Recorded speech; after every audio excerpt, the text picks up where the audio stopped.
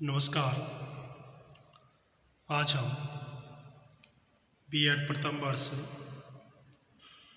Third paper learning and teaching अधिगम और शिक्षण विषय के अंतर्गत शिक्षण अधिगम व्यवस्था मैनेजमेंट ऑफ टीचिंग लर्निंग का अध्ययन करेंगे। शिक्षक को प्रबंधक या मैनेजर भी कहा जाता है। सर्वप्रथम I.K. डेविस ने ही शिक्षक को प्रबंधक के रूप में प्रस्तुत किया। शिक्षण प्रक्रिया में पहले कार्यों और प्रक्रियाओं की योजना बनाना और प्रबंध करना होता है।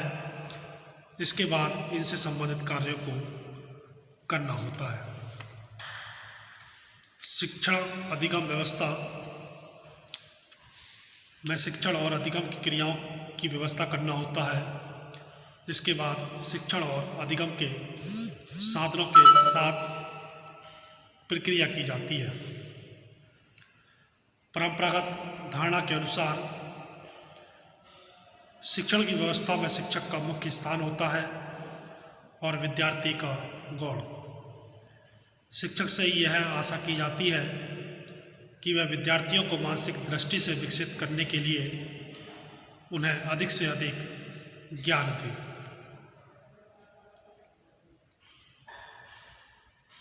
ऐसे ज्ञान को प्राप्त करके विद्यार्थी तोता तो अवश्य बन जाते हैं, परंतु उनका सर्वांगीण विकास नहीं हो पाता था। कहने का तात्पर्य यह है कि शिक्षण की परंपरागत धारणा के अनुसार विद्यार्थियों की रुचियों, अभिरुचियों, योग्यताओं और आवश्यकताओं और उनकी स्वतंत्रता का गला घोंटकर शिक्षक उनके मस्तिष्क में ज्ञान को बाहर से बलपूर्वक ठूंसने का प्रयास करता था। इससे उनका स्वाभाविक विकास कुंठित हो जाता था। संक्षेप में परंपरागत धारणा के अनुसार शिक्षक द्वारा विशेष शिक्षण पर विशेष बल दिया जाता था। शिक्षण की नवीन धारणा परंपरागत धारणा के विरोध में एक चुनौती है। इसके अंतर्गत शिक्षण की अपेक्षा सीखने को अधिक महत्व दिया गया है। वस्तुतः विकसित विज्ञान और तकनीकी के प्रभाव से आज मानव का जीवन दर्शन ही नहीं वरन मानवीय जीवन के प्रत्येक क्षेत्र में कार्य करने की पद्धति भी बदल गई है। शिक्षण व्यवस्था भी इस विकसित विज्ञान और तकनीकी के प्रभाव से नहीं बची। यही कारण कि अब शिक्षण की उस परंपरागत धारणा का रंग फीका होता जा रहा है, जिसके अनुसार शिक्षण कार्य को संपन्न करने का पूर्ण उत्तरदायित्व केवल शिक्षक पर ही समझा जाता था। नवीन धारणा के अनुसार अब शिक्षक का प्रमुख कार्य ऐसे निर्णयों पर पहुंचना है जो सीखने की प्रक्रिया की व्यवस्था और निर्देशन के लिए आवश्यक है। इसके लिए उन कार्यों को करना चाहिए जो विद्यार्थियों के लिए प्रेरणादायक हो। साथ ही उसे उन विशिष्ट उद्देश्यों को ध्यान में रखना चाहिए जिनके प्राप्त होने पर विद्यार्थियों के व्यवहार में अपेक्षित परिवर्तन, डिजायर्ड बिहेवियरल चेंजेज हो जाए। शिक्षण व्यवस्था अधिगम की इस नवीन व्यवस्था का प्रत्यय प्रस्तुत करते हुए I.K. डेविस ने कहा, शिक्षण एक उच्चतम व्यावसायिक क्रिया है। शिक्षक और निर्देशक कक्षा में और बाहर जो कुछ भी करते हैं वह सब एक अथवा अन्य प्रकार से निर्णय लेने में निहित है। Teaching is a highly skilled professional activity and a great deal of what teachers instructor do both in and outside the classroom involves making decision of one kind और अनदर।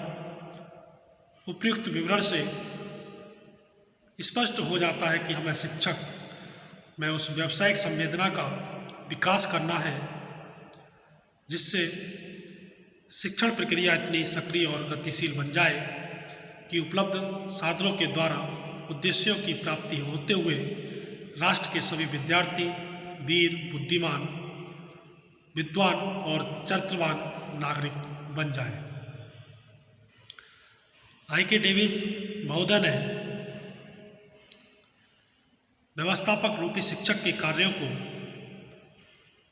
4 सोपानों में विभाजित किया है, जिसमें सबसे पहले आता है नियोजन या प्लानिंग। नियोजन शिक्षण अधिगम का पहला महत्वपूर्ण सोपान है।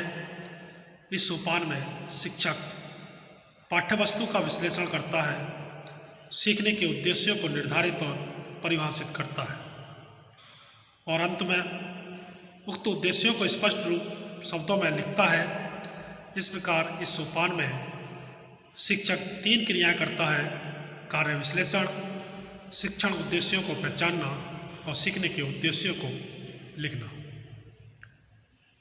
इन teaching planning is the work of a teacher does to establish learning objectives. नियोजन के अंतर्गत वे सभी क्रियाएं सम्मिलित होती हैं जिन्हें शिक्षक सीखने के उद्देश्यों की स्थापना के लिए संपन्न करता है। दूसरा सोपान आता है व्यवस्था, ऑर्गेनाइजेशन। व्यवस्था शिक्षण अधिगम का दूसरा सोपान है। इस सोपान में सीखने के अनुभवों हेतु समुचित शिक्षण नीतियों, प्रविधियों और युक्तियों एवं आवश्यक सहायक सामग्री का चयन करते हुए शिक्षक ऐसा प्रभावपूर्ण वातावरण निर्मित करता है जिसमें रहते हुए विद्यार्थियों को सीखने के उपयुक्त अनुभव प्राप्त होकर सीखने के उद्देश्य से प्राप्त हो जाए। I.K. डेविस के शब्दों में व्यवस्था शिक्षक का वह कार्य है जिसमें वह सीखने के साधनों को व्यवस्थित व संबंधित करता है, जिससे सीखने के उद्देश्यों का बहुत प्रभावशाली, कुशलतापूर्वक और मितव्ययी ढंग से प्राप्त होना संभव हो। अगला सोपान है मार्गदर्शन, लीडिंग। मार्गदर्शन शिक्षण अधिगम का तीसरा सोपान है। इस सोपान में शिक्षक कक्षा के संपूर्ण विद्यार्थियों को पथ पथ पर इतनी प्रेरणा, मोटिवेशन देता है कि वे शिक्षण में रुचि लेने लगे और सीखने के उद्देश्य से आसानी से प्राप्त हो जाए। इस संबंध में I.K. डेविस ने स्पष्ट किया कि मार्गदर्शक शिक्षक का वह कार्य है जिसमें वह अपने विद्यार्थियों को प्रेरित, प्रोत्साहित और उत्तेजित करता है, जिससे सीखने के उद्देश्यों को सरलतापूर्वक प्राप्त किया जा सके। Leading is the work a teacher does to motivate, encourage and inspire his students so that they will readily achieve learning objectives। चौथा सोपान आता है नियंत्रण या कंट्रोलिंग। नियंत्रण शिक्षण अधिगम का अंतिम महत्वपूर्ण सोपान है। इस सोपान में सीखने के निर्धारित और परिभाषित उद्देश्य तो पूर्ववत ही रहते हैं, उनमें किसी प्रकार का कोई परिवर्तन नहीं किया जाता, परंतु इस सोपान में शिक्षक यह देखता है कि व्यवस्था और मार्गदर्शन की क्रियाओं ने पूर्व निर्धारित उद्देश्यों को किस सीमा तक प्राप्त किया है। इस कार्य को पूरा करने के लिए शिक्षक मूल्यांकन और मापन की विभिन्न प्रविधियों की सहायता लेता है। यदि वह इस निष्कर्ष पर पहुंचता है कि सीखने के उद्देश्य प्राप्त नहीं हुए, तो ऐसी दशा में उसे व्यवस्था और मार्गदर्शन की क्रियाओं में आवश्यक परिवर्तन और सुधार करना चाहिए। I.K. डेविस ने लिखा है कि शिक्षण में नियंत्रण शिक्षक का वह कार्य है जिसमें वह यह निर्धारित करता है कि उसकी योजनाएं प्रभावपूर्ण ढंग से लागू की जा रही हैं, व्यवस्था शक्तिशाली है और मार्गदर्शन सही दिशा में है, और यह सब कार्य पूर्व निर्धारित उद्देश्यों को प्राप्त करने में कहाँ तक सफल है। In teaching, controlling is the work a teacher does to determine whether his plans are being carried out effectively. Organization is sound, realizing it in right direction, and that how are these functions are successful in realizing the set objectives.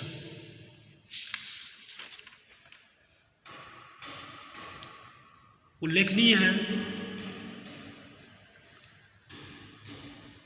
कि सीखने की ऐसी व्यवस्था शिक्षक को जहाँ एक ओर सही निर्णय लेने में सहायता करती है, वहीं दूसरी ओर उसमें उत्तरदायित्व व्यावसायिकता का विकास भी अवश्य करेगी। शिक्षण अधिगम व्यवस्था में शिक्षक स्वयं शिक्षण का साधन न बनकर एक व्यवस्थापक या मैनेजर के रूप में कार्य करता है। वह सबसे पहले शिक्षण के उद्देश्यों को निर्धारित करता है, इसके बाद उन उद्देश्यों को स्पष्ट शब्दों में परिभाषित करता है, इसके बाद वह ऐसे वातावरण का निर्माण करता है जिसमें रहते हुए विद्यार्थियों को सीखने के उपयुक्त अनुभव प्राप्त होते हुए उनके व्यवहार में अपेक्षित परिवर्तन हो करके पूर्व निर्धारित और परिभाषित उद्देश्य सफलतापूर्वक प्राप्त हो जाए। ये चारों ही सोपान अपने आप में एक दूसरे के पहलू हैं, जिसके जरिए हम शिक्षण अधिगम व्यवस्था को बहुत अच्छे से मैनेज कर सकते हैं। धन्यवाद।